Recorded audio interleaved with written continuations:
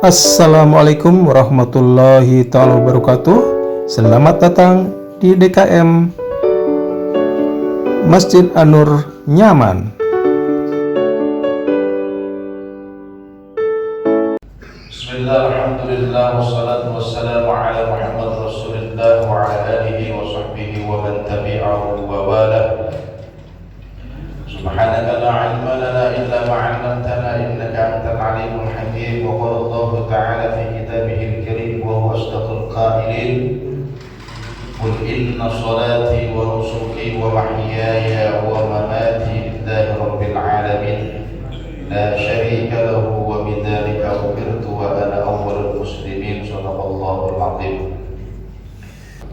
Hamba Allah, kita lanjutkan kembali pembahasan kitab Mukhtar Hadis An-Nabawiyah.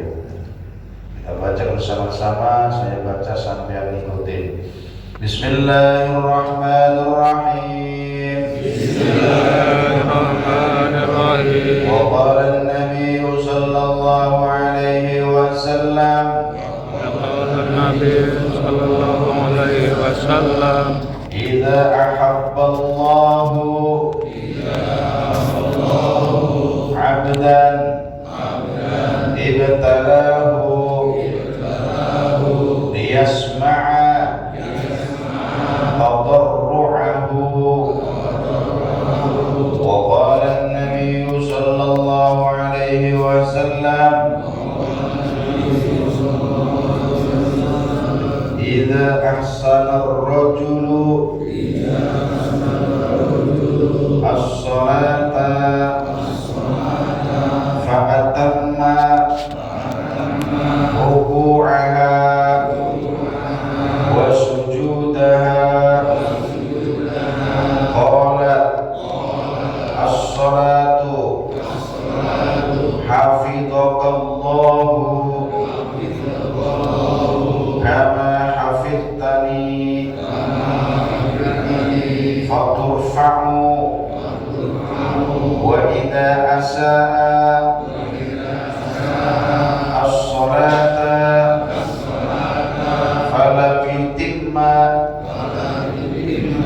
ruku'aha wa sujudaha qalat as-salatu dayya'akallahu kama dayya'tani fatulaffu kama yulaffu ath-thawbu kama yulaffu ath-thawbu al-khalaq fayudrabu biha wajhuhu. Shadaqallah wa shadaqa Rasulullah sallallahu alaihi wasallam. Idza ahabba Allahu 'abdan ibtalahu liyasma'a tadarru'ahu. Idza ahabba nalikane demen remen sapa Allah Gusti Allah 'abdan ing seorang hamba. Kalaulah jika Allah sudah cinta terhadap seorang hamba, maka caranya Allah mencintainya pasti tuh hamba ibtalahu, maka bakal nguji. Allah bakal ngasih ujian kepada hamba tersebut supaya apa? Liyasma'a, supaya Allah mendengarkan tadarru'ahu, ikrintihan seorang hamba tersebut. Sering kita ngakui kita cinta sama Allah, kita demen sama Allah, tapi kecintaan kita akan mendapatkan balasan cinta dari Allah Subhanahu wa ta'ala, dan balasan cinta dari Allah itu syaratnya maka akan diberikan ujian oleh Allah Subhanahu wa ta'ala. Semakin tinggi ujian seseorang, itu menunjukkan dia adalah orang yang tinggi derajatnya di hadapan Allah Subhanahu wa ta'ala. Gak ada orang, ada seorang ulama yang hebat kemudian ujiannya ringan. Gak ada. Bagaimana dia ditempa dengan ujian yang begitu berat, kemudian senantiasa bersimpuh terus bersandar kepada Allah Subhanahu wa Ta'ala, sehingga dapat melewati ujian-ujian tersebut yang menjadikan Allah cinta dan Allah angkat derajatnya. Jadi jangan hanya lisan kita saja kita cinta Allah. Nanti kalau sudah mengakui cintanya kita kepada Allah, Allah balas cintanya terhadap hambanya, maka kita siap-siap diuji oleh Allah Subhanahu wa Ta'ala. Idza ahabballahu 'abdan ibtadahu liyasma'a tadarru'ahu. Kenapa? Kalau Allah sudah jatuh cinta terhadap seorang hambanya, karena Allah cinta. Berapa banyak orang yang dulunya rajin beribadah kepada Allah, kemudian suatu saat dia lalai kepada Allah akibat mungkin pertemanan, lingkungan dan sebagainya, sehingga dia bisa meninggalkan sholat 5 waktu, dia meninggalkan puasa Ramadan. Maka caranya Allah, kalau dia dicintai oleh Allah, benar-benar Allah cinta terhadap hamba tersebut, Allah akan berikan ujian. Supaya apa? Supaya dia kembali kepada Allah Subhanahu wa Ta'ala. Allah rindu rintihan yang dulu ketika bersujud kepada Allah. Allah rindu dengan doa-doanya yang senantiasa merintih, menangis kepada Allah Subhanahu wa Ta'ala. Bayangin orang yang sudah jauh dari Allah, kalau Allah masih cinta, caranya Allah uji dengan ujian yang supaya apa? Supaya dia kembali kepada Allah, bersujud, bersimpuh dan meminta kepada Allah Subhanahu wa Ta'ala. Maka kita masih diberikan kesehatan, kesempatan oleh Allah, maka gunakan kesempatan ini sebaik-baiknya untuk senantiasa terus taat, terus bersandar kepada Allah Subhanahu wa Ta'ala. Idza ahsana ar-rajulu as-salata fa atamma ruku'aha wa sujudaha. Idza ahsana kalian bagusi sapa ar-rajulu seseorang. Baik. Kalaulah seseorang itu mau memperbaiki, apa yang diperbaiki? As-salata, mau memperbaiki salat, memperbaiki syarat rukunnya salat, memperbaiki syarat rukun wudunya salat, diperbaiki, berusaha untuk menyempurnakan dari ilmu-ilmu fikih yang ia sudah pelajari, yang sudah ia dengar. Maka fa'atamma, dia berusaha memperbaiki sholatnya, fa'atamma ruku'aha, berusaha untuk menyempurnakan sholat, wa sujudaha, dan menyempurnakan sujudnya. Ruku jangan sekedar ruku. Kalau sholat sendiri kan udah kayak burung matok jagung, waku, nggak ada tumakni. Sempurnakan ruku'aha wa sujudaha, rukuknya tumaknina, sujudnya tumaknina, disempurnakan walaupun sesaat itu ya tumaknina itu, walaupun beberapa detik, ya minimal 1 tasbih subhanallahil azim wa bihamdi, itu sudah tumaknina. Dan tumaknina itu kapan dibacanya? Setelah gerakan itu sempurna. Allahu Akbar, sudah sempurna gerakan ruku, baru baca tasbih. Bukan Allahu Akbar terus berjalan subhanarabbiyal azim wa bihamdi, sami Allah. Ini belum sempurna. Ada enggak orang baca tapi sambil jalan, rukunya belum sampai, tapi di perjalanan itu dia baca tasbih? Ada enggak? Berarti ngaku sendiri, ya kan, yang tahu kita sendiri ya. Kita sendiri.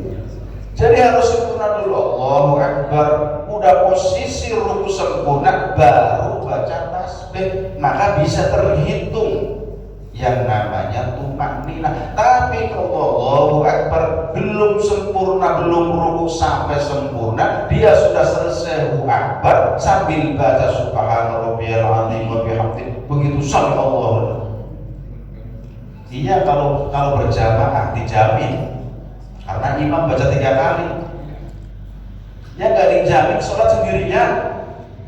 Modelnya waktu apalagi disuruh makan, ditungguin makan apa Haji Rahmat, wah buru-buru sholat duhur dah. Iya, ada ikan patin loh, nggak bisa masuk pausan Fadilah, wah buru-buru.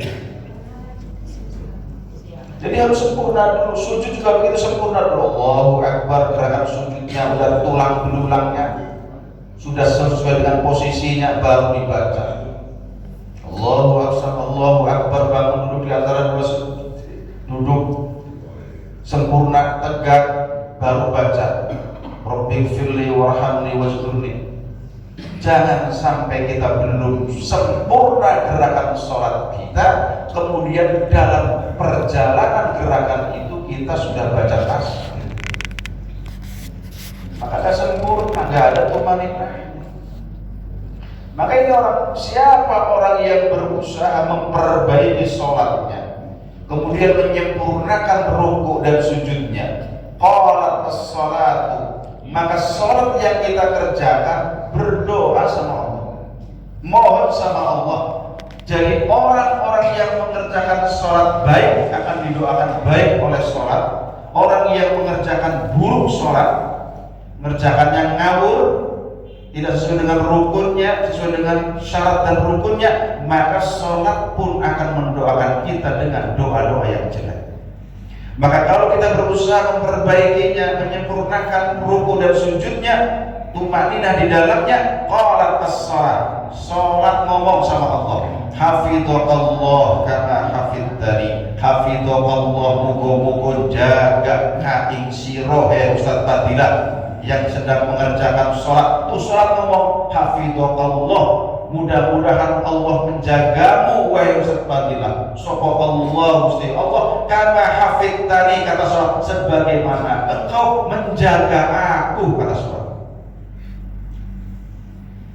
Makanya disinilah yang namanya fungsi sholat itu bisa menjadikan kesolehan seorang hamba, karena sholatnya benar-benar berusaha mengerjakannya dengan baik dan berusaha untuk menyempurnakan semua gerakan-gerakan dalam sholat dikerjakan dengan baik. Maka yakin tuh orang jadi orang yang soleh, lisannya bagus, ucapannya, pendengarannya bagus, penglihatannya bagus. Karena apa? Sholat efeknya akan di luar sholat, menjadikan akhlakul karimah yang bagus.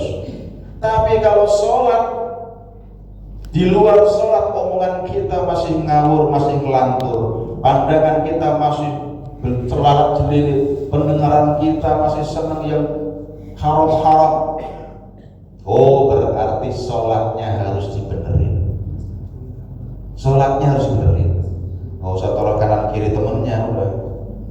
Jadi raba introspeksi diri kita, ya Allah, ya selama ini sudah 40 tahun, 50 tahun, 60 tahun yang lisannya kotor, yang suka menghina, yang suka mencaci maki, yang suka menghibah. Oh, sholatnya belum memberikan efek, karena dijamin oleh Allah, inna sholata tanha 'anil fahsya'i wal munkar. Orang yang mengerjakan sholat, sungguh sholat yang dikerjakan dengan baik dan benar, mau memperbaikinya, mau menyempurnakan rukunya, sujudnya dan sebagainya, gerakan-gerakan yang lainnya, tanha 'anil fahsya'i wal munkar, maka sholat itu, di luar sholat itu, sholat akan menjaganya dari perbuatan keji dan perbuatan mungkar. Artinya Allah sendiri yang akan menjaga.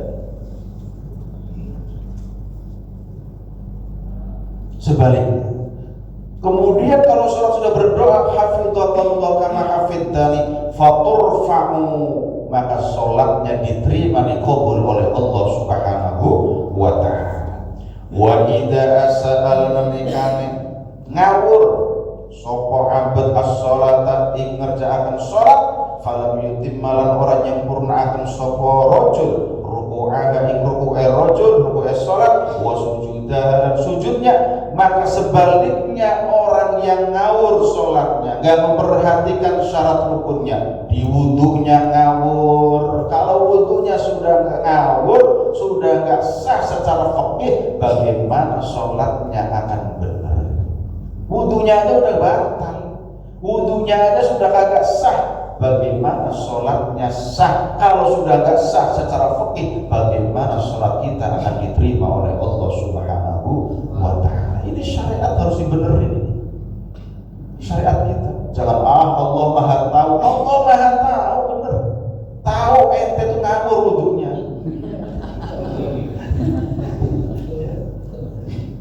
Jangan cuma kayak orang hakikat aja udah. Yang penting akhlak kita bagus walaupun kagak sholat. Justru ente gak sholat, akhlaknya buruk di hadapan Allah.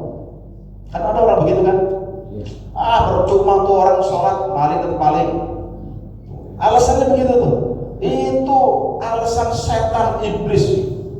Bagaimana dalam dirinya menghasut untuk membuat tipu daya luar biasa. Ngapain sholat tuh? Masih aja kerek. Tuh orang sholat tuh masih aja kesana sini ngutang mulu kagak bayar-bayar.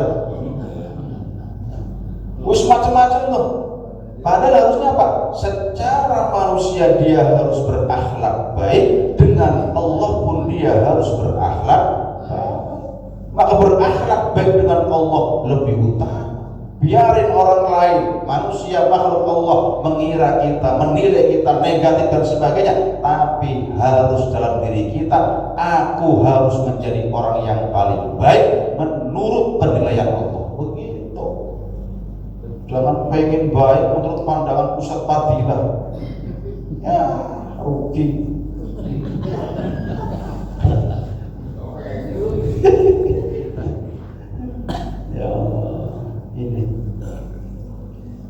Wa idza asa as-shalah falam yutim marfu'a wa sujudaha. Ngawur rukunya, ngawur sujudnya, dan sempurna wudunya orang yang semacam ini, maka qalatis shalah. Salat berdoa lagi. Mohon sama Allah, "Dayya'akallah kama dayya'tani." Ya Allah, nih Ustaz Fadilah ngerjain salat. Dayya'akallah, sia-siakan dia ya Allah. Abaikan dia ya Allah, jangan kau perhatikan, jangan kau kasih rahmat dan ampunan. Kenapa? Karena doyatani, sebagaimana beliau ngawur dalam ngerjain sholat.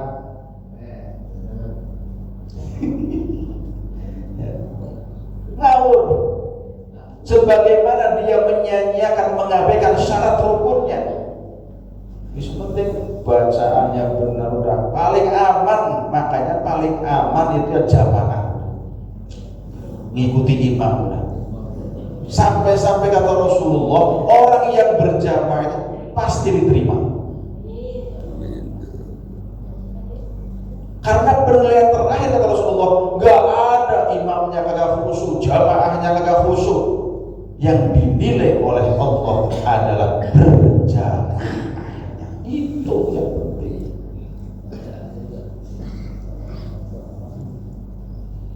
Maka orang-orang yang ngawur, "Dayya'akallah kama dayya'tani." Salat mohon sama Allah, ya Allah sia-sia itu sebagaimana dia nyanyiin aku, maka fatulaffu kama yulaffu thawbul khalaq fayudrabu biha wajhuhu.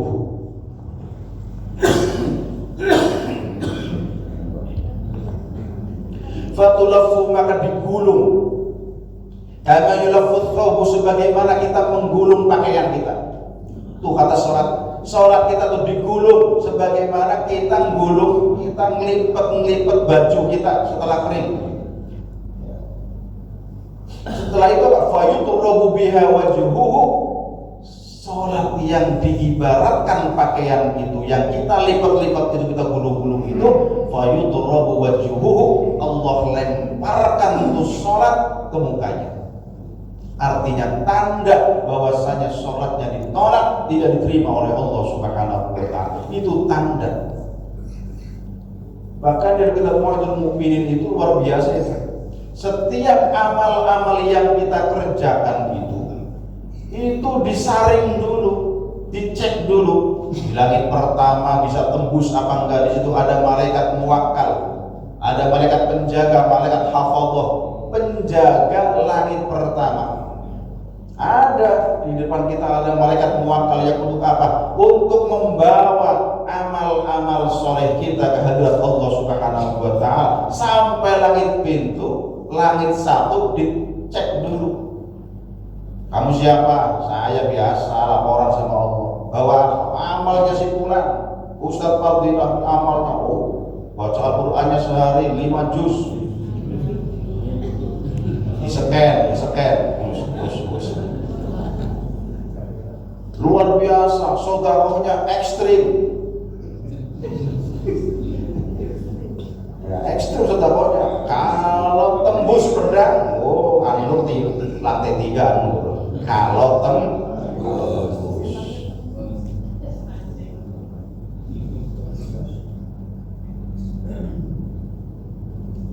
Dicek di langit pertama yang paling dicek itu apa? Nih amalnya ini ada ujubnya apa enggak? Tuhan, langit pertama ada ujub, langit kedua ada ghibah, langit ketiga macam-macam sampai langit ketujuh ada penyakit yang namanya riya. Ada 7 macam ini pengecekan dari malaikat muwakkal, dari malaikat hafadh, daripada amal-amal yang kita bawa, yang kita kerjakan mau dibawa oleh malaikat yang lain, disebut malaikat muwakkal. Kalau kagak lolos di langit pertama dibalikin, lemparin ke mukanya, lemparin ke punggungnya, lemparin ke dadanya. Maka banyak orang sholat tapi mukanya kagak nyenengin. Banyak nggak tahu? Di sini nggak ada sih, nyenengin semua. Yakin orang kalau sholatnya bener nyenengin, kalau ngomong nyenengin, diemnya aja nyenengin. Kok ada orang sholat mukanya kagak nyenengin, ngomongnya kagak nyenengin, yakin tuh sholatnya belum beres. Kenapa? Tuh amal sholatnya dikembalikan, suruh dilempar ke mukanya. Sehingga apa? Sholatnya nggak memberikan efek, menjadikan asbab menjadi orang yang baik, menjadi orang yang soleh. Lisannya baik, pendengarannya baik, penglihatannya baik, jalan langkahnya baik. Itu dijamin kalau orang sholatnya baik. Sampai langit ketujuh, berat ternyata, berat. Ada ujub, ada ananiyah, ada ghibah, ada hasud, ada takabur. Masya Allah, sampai 7 lolos baru dihantarkan ke hadirat Allah Subhanahu wa Ta'ala. Ya Allah, hamba Allah yang dimuliakan, maka inilah perlunya kita mengaji tentang fikih. Bagaimana fikih sholat, bagaimana fikih wudu, syarat rukunnya. Jangan sampai kita hanya ngambil rukun-rukunnya saja. Kita harus juga mengambil sunnah-sunnahnya. Karena Allah dalam hadis qudsinya belum cinta sama seorang hamba kalau dia belum ngikutin sunnah Rasulullah SAW. Karena apa? Khawatir kalau kita hanya mengambil rukunnya saja, kemudian nggak sampai sempurna rukunnya itu, sehingga menyebabkan kagak sah. Misal kita ngambil rukun basuh tangan sampai siku, wah kebetulan pakainya lengan panjang, ininya kecil, begitu ditarik ke atas udah ngepres, bener-bener siku, kata kita siku.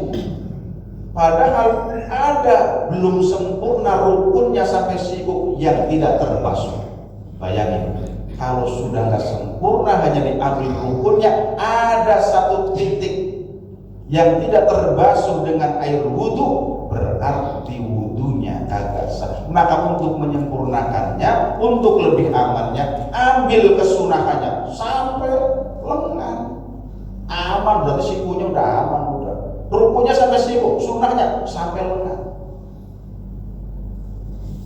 Rukunya sampai mata kaki, sunnahnya terusin ke atas, biar aman. Jangan ngepres rukunya sampai mata kaki doang. Ternyata ngambil rukunnya ada yang belum terkena air wudhu, kagak sempurna. Maka rukunnya diambil, kemudian ditambah dengan sunnah. Ya, Allah yang dimuliakan. zakat, maka inilah pentingnya kita bagaimana mengerjakan ibadah sholat harus mengetahui dengan ilmu fikihnya. Ini dua hadis yang disampaikan dan saya sampaikan pada kesempatan pagi hari ini, mudah-mudahan bisa bermanfaat. Allah kita berikan